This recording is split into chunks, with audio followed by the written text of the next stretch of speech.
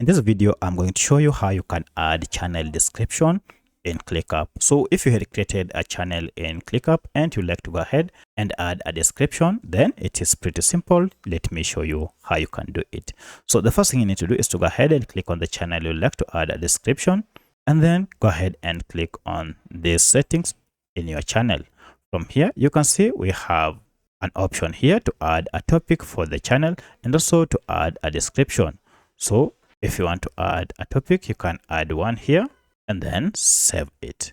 Next, you can go ahead and add a description, and under this, just go ahead and write what your channel is about. For instance, I'm just writing building strong leaders, and that is it. So if you click outside, now you'll have added a description. So here we have now the topic and the description of this channel. So that's how you can add a channel description in ClickUp. If you have any other question, kindly let me know in the comment section. Otherwise, thanks for watching, and let's meet in the next video.